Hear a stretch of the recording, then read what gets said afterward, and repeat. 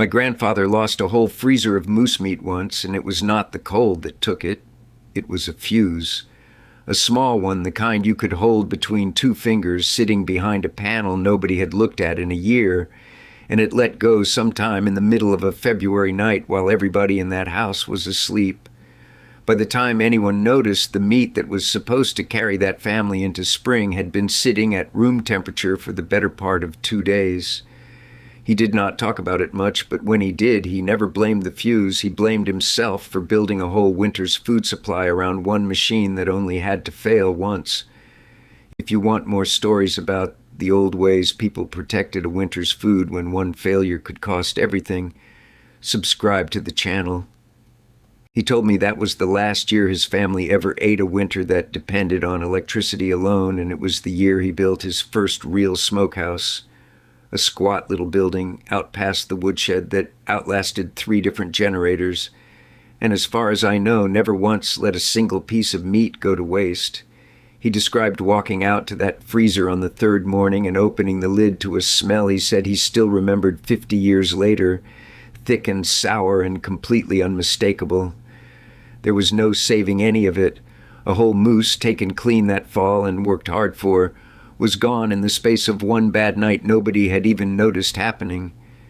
He told me the worst part was not the loss itself.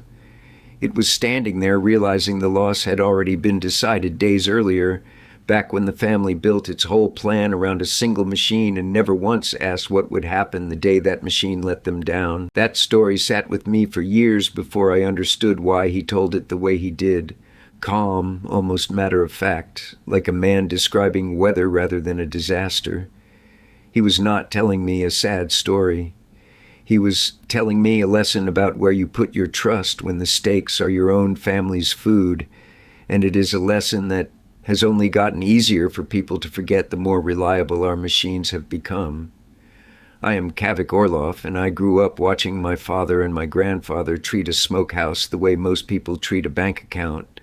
Something you build slowly, tend carefully, and never let sit empty for long. Out here, a chest freezer is a wonderful convenience right up until the exact night you need it most, and that is not a knock on the machine.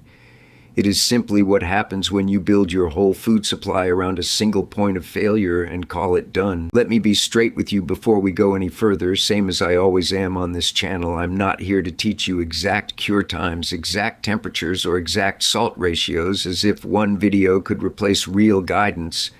And I'm not going to walk you through diagnosing spoiled meat or treating anything that has gone wrong once it is already in your kitchen. Curing and smoking meat safely is a real skill with real food safety rules behind it, and anyone doing it seriously for the first time owes it to their own family to learn those specifics from a proper extension service or a trusted preservation guide, not from a video on the internet.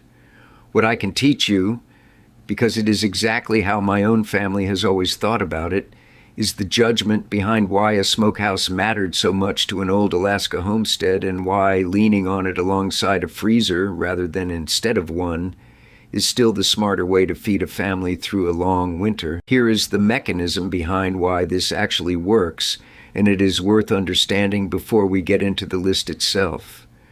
A freezer does one thing extremely well: it stops time as long as the power keeps flowing. The moment that power stops, for an hour, a day, or a week, everything inside it starts moving toward spoiled on exactly the same clock as meat left out on a counter. A properly smoked and cured piece of meat does something completely different. It does not fight time, it changes the meat itself, drawing moisture out and building in salt and smoke so that the conditions a piece of bacteria actually needs to thrive are mostly gone before the meat ever goes into storage. One method depends entirely on a continuous supply of electricity. The other depends on a process finished properly once and then some cool, dry, sensible storage after that. That is the whole reason my grandfather never saw a smokehouse as old-fashioned or a freezer as some kind of upgrade that made the old way obsolete. He saw them as 2 completely different tools solving the same problem from 2 different directions, and he never wanted his family's whole winter riding on just one of them. A machine that depends on the grid, a generator, and a chain of small parts that all have to keep working is not a bad tool. It is simply a tool with a single point of failure, and my grandfather's whole approach to homesteading was built around never letting any one system be the only thing standing between his family and a hard winter. Let us walk through what that actually looked like on a homestead that took it seriously, one piece at a time. The first thing my grandfather always got right was building the smokehouse itself as its own small structure, not a repurposed shed or a corner of the garage. Meat that is curing needs steady airflow, protection from rain and from any animal that might come looking, and separation from anything else stored nearby that could taint the smoke or draw in pests. His was built low and simple, sawmill lumber and a scrap metal roof, with a firebox set off to one side so the smoke traveled to the meat as it cooled rather than cooking it outright. The lesson here is not the specific carpentry, it is that a serious homestead treats meat preservation as something that deserves its own dedicated space, not an afterthought squeezed in somewhere convenient. The second thing was choosing the right wood, and getting this wrong is one of the fastest ways to ruin a good batch of meat before it ever gets the chance to cure properly. Certain hardwoods bring a clean, steady smoke that flavors meat the way it should. Softwoods, and especially anything resinous, bring a bitter, acrid smoke that can ruin a whole batch, and depending on what is burning, can even be genuinely unhealthy to consume regularly. My grandfather kept a woodpile specifically set aside for the smokehouse, birch and alder mostly, cut and dried, well ahead of the season, completely separate from whatever was headed into the stove that heated the house. He never once burned whatever was closest to hand. He burned what was right for the job every single time. The third thing was understanding the real difference between cold smoking and hot smoking, because they solve two different problems, and folks who blur the line between them are the ones who end up with something that looks fine and is not safe to eat. Hot smoking cooks the meat as it flavors it, closer to a slow oven than a preservation method on its own. Cold smoking flavors meat that has already been properly cured with salt, at a low enough temperature that the meat is never actually cooked by the smoke itself, which is exactly why the curing step has to happen correctly and honestly before the smoke ever touches it. My grandfather always said the smoke was the last step in the story, never the first, and never the part doing the actual work of making meat safe to keep. The safety comes from a proper cure done according to real guidance every single time, no shortcuts and no guessing. The fourth thing was patience with the process itself, because rushing meat through a cure or a smoke to save a day or two is exactly how people end up with something that looks finished on the outside and is not actually finished on the inside. My grandfather judged readiness by look, by feel, and by trusting the time a proper method actually calls for. Never by how badly he wanted the job done. He used to say that meat does not care how busy your week is, and a piece of jerky rushed through its cure is not a shortcut. It is just a different way of losing the whole batch later. The fifth thing was proper storage once the curing and smoking were actually finished, because a job done right in the smokehouse can still be ruined afterward by careless storage. Cured and smoked meat still needs a cool, dry, consistent environment, wrapped or stored in a way that keeps moisture and pests away from it, and checked on regularly rather than tucked away and forgotten until spring. My grandfather kept his finished cache in a small, cool cache house set up off the ground specifically to keep it away from anything that might come looking for an easy meal. Checked on a rotation the same way he checked his woodpile, not left to chance. The sixth thing was keeping an honest written log of the whole cache, what went into the smokehouse, on what date, and roughly how much of it there was. It sounds like a small thing, closer to bookkeeping than homesteading, but my grandfather treated it as seriously as anything else on this list. A cache nobody is tracking is a cache that quietly gets forgotten in the back corner of a cold cache house, and forgotten food is exactly how good preservation work gets wasted after all that effort. He kept a simple notebook by the smokehouse door, and every single batch got a line in it, what it was, when it went in, and when it was checked again. Nothing sat there past the point where somebody was actually watching it. The seventh thing, and the one that ties this whole list together, was never treating the smokehouse and the freezer as competitors. My grandfather ran both, always, right up until the day he passed his place on to my father. The freezer handled things that genuinely needed to stay frozen and untouched. The smokehouse handled a real cache of meat that did not depend on a single fuse, a single generator, or a single stretch of good weather to stay safe through the winter. If the power ever failed for a few days, which it did more than once out here, his family was never eating spoiled meat and calling it bad luck. They still had a cache that had never needed electricity in the first place. That is the myth I want to leave you with tonight, because it is the one folks get backward more than almost any other. People assume old-fashioned meat preservation was a hardship, something families endured because they had no better option. My grandfather never saw it that way. He saw a smokehouse as insurance, a second, completely independent system, sitting quietly behind the modern one, doing its job with zero moving parts and nothing that could trip a breaker in the middle of the night. Now let me give you something you can actually act on tonight, because that is the whole reason I sit here and talk to you for 12 minutes at a stretch.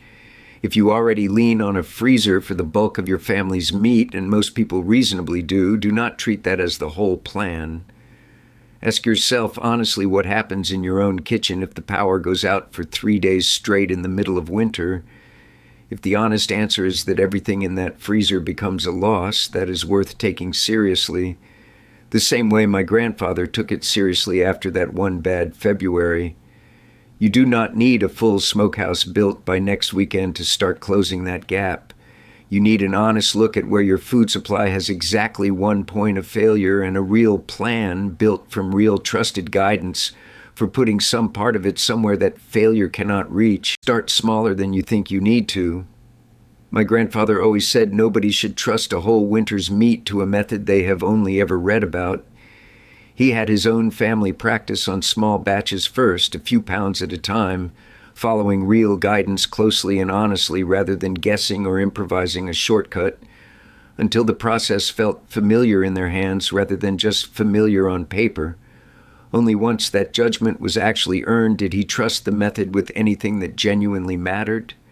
That same order still applies today. Learn on a small batch, follow real safety guidance exactly, and only build up to relying on it once you have done it properly enough times that it is no longer a guess. Treat learning to cure and smoke meat properly the same way I've always told you to treat a sourdough starter you are thinking about keeping alive for the long haul. Do not guess your way through it based on half-remembered advice or whatever you happened to read once. Learn it properly from a source that actually knows the real safety rules behind it. Practice it small before you ever trust it with a whole winter's worth of meat. And treat the process with the same respect my grandfather gave his own smokehouse every single season. Never rushed, never guessed at, never treated as good enough on a hunch. Before I close out, I want to tell you about something I put together for anyone who wants to take this further than one video can cover. I've written out a complete food storage resilience checklist covering exactly where a freezer-dependent kitchen has its weak points and what a second independent layer of preservation can look like for your own household, along with pointers toward real trusted resources for anyone learning to cure and smoke meat properly for the first time. It is linked below this video. I built it because a written checklist beats trying to remember 6 separate ideas while you are standing in your own kitchen wondering where your own plan actually falls apart. That is the only thing I will ask of you today, and I will leave it right there. If you take just one thing from everything I have walked through, let it be this.